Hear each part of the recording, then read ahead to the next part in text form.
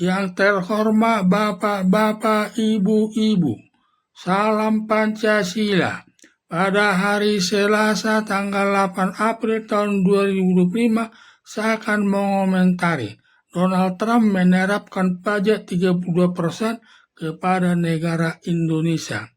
Selama kepemimpinan Presiden Joko Widodo 10 tahun, negara Indonesia selalu stabil, tidak pernah naikkan pajak kepada negara Indonesia. Terlebih 10 jenis bahan produksi barang industri Indonesia pada umumnya dikirim ke negara Amerika Serikat yang didasarkan dengan nilai mata uang Amerika Serikat, sehingga hubungan dagang dengan negara Indonesia selalu stabil.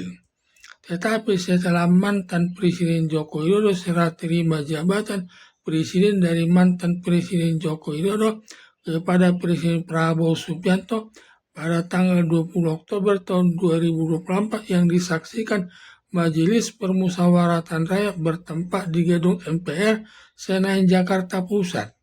Setelah Presiden Prabowo Subianto menjalankan tugasnya berkunjung ke beberapa negara, terlebih berkunjung ke negara Rusia, menyatakan negara Indonesia bergabung dengan BRICS soal penggunaan mata uang asing dalam dunia perdagangan.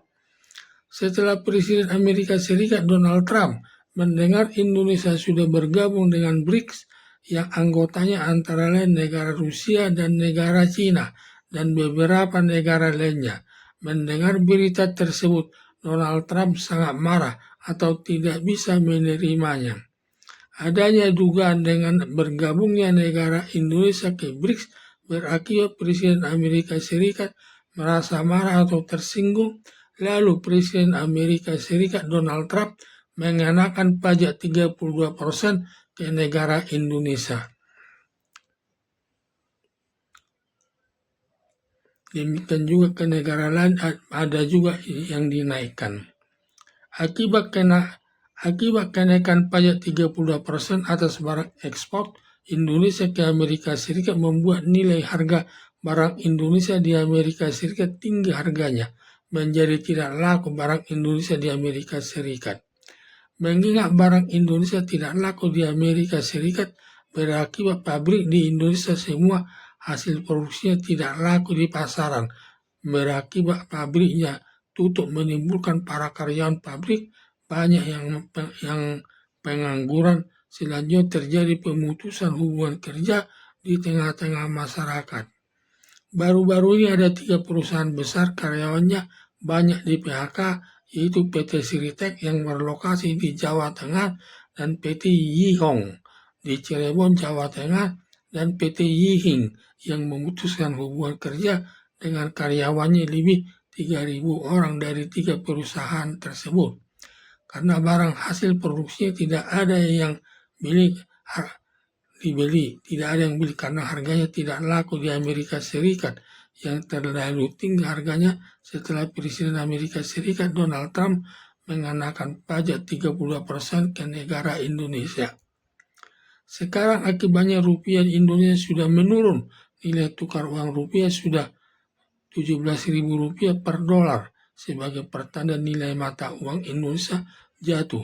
Sekarang terjadi perang dagang antara Amerika Serikat dengan negara Cina dan Rusia, dan sekarang terlebih Cina memborong emas karena harganya selalu naik mengikuti dengan nilai mata uang.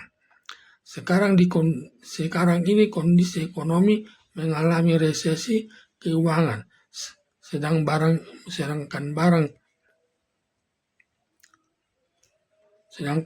hilang dari pasaran. Pengenaan 32% pajak kepada negara Indonesia yang berdampak juga kepada nilai saham di IHSG sudah menurun mencapai 7%, juga berdampak kepada semua perekonomian. Harga barang naik, terlebih kebutuhan 9 bahan pokok tidak laku di pasaran berhubung masyarakat tidak mampu membelinya akibat banyaknya pemutusan hubungan kerja dari perusahaannya yang menjadikan banyaknya pengangguran di tengah-tengah masyarakat berakibat keadaan ekonomi lesu.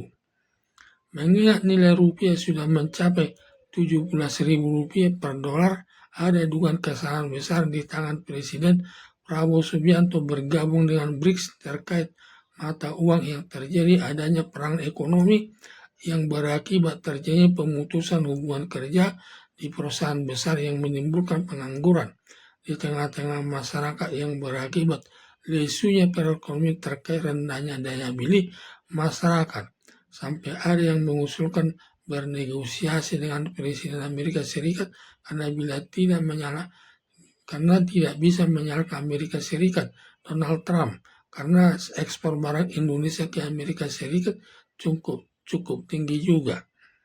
Ada dugaan kepemimpinan Prabowo Subianto dikaitkan waktu dalam kampanye pemilihan umum tahun 2024 di mana penilaian yang diberikan Anies Baswedan kepada Prabowo Subianto dengan nilai 11 dari 100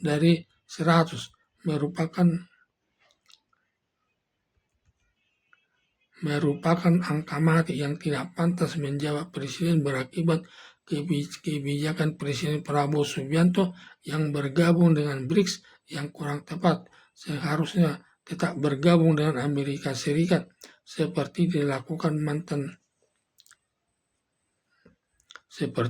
yang dilakukan mantan Presiden Joko Widodo, di mana kondisi ekonomi tetap stabil tanpa pemutusan hubungan kerja dari perusahaan-perusahaan besar berakibat tingkat daya beli masyarakat tidak ada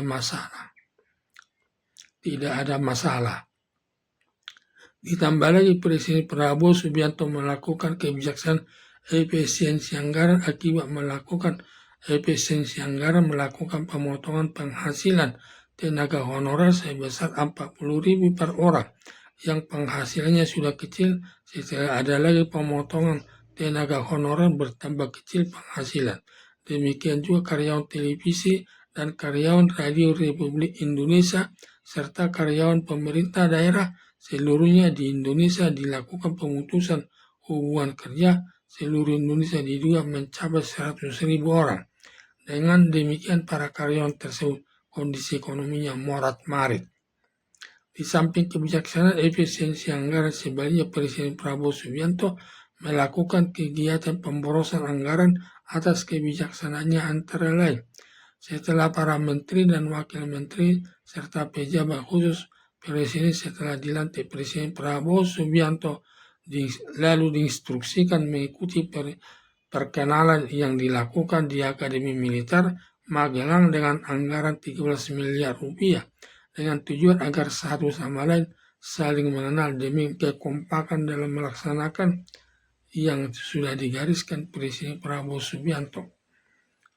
Setelah selesai pemilihan kepala daerah baik sebagai gubernur dan wakil gubernur serta bupati dan wakil bupati serta wali kota dan wakil wali kota, setelah dilantik Presiden Prabowo Subianto di Istana Negara, diinstruksikan Presiden Prabowo Subianto semua kepala daerah sebagai gubernur, bupati dan wakil bupati serta wali kota dan wakil wali kota mengikuti retreat di Akademi Militer Magelang. Seluruh anggarannya biaya yang dibutuhkan lebih sekira 13 miliar dalam penyelenggaraan kegiatan retreat tersebut. Menurut informasi, biaya penyelenggaraan retreat di Akademi Militer Magelang tersebut dibebankan kepada kepala daerah sebagai gubernur dan wakil gubernur dan kepala daerah tingkat 2 sebagai bupati dan wakil bupati serta wali kota dan wakil wali kota. Sebenarnya kurang tepat biayanya dibebankan kepada kepala daerah tingkat 1 dan tingkat 2, mengingat yang menginstruksikan mengikuti retreat di Akademi Militer Magelang atas instruksi Presiden Prabowo Subianto. Maka seharusnya pembiayaan retreat tersebut dianggarkan ke pemerintah pusat di bawah tanggung jawab Presiden Prabowo Subianto.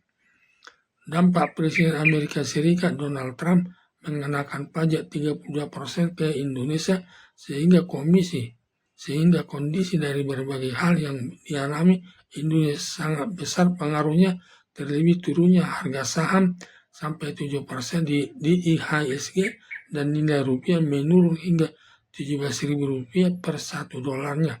Sangat besar pengaruhnya kepada kondisi ekonomi yang sangat menurun, tingkat penghasilan masyarakat berpengaruh menurunnya biaya daya beli masyarakat sembari melonjaknya harga 9 bahan pokok, ditambah lagi para investor asing memindahkan usahanya ke negara lain yang berdampak timbulnya pengangguran besar-besaran di tengah-tengah masyarakat. Harapan saya tingginya pengenaan pajak sebesar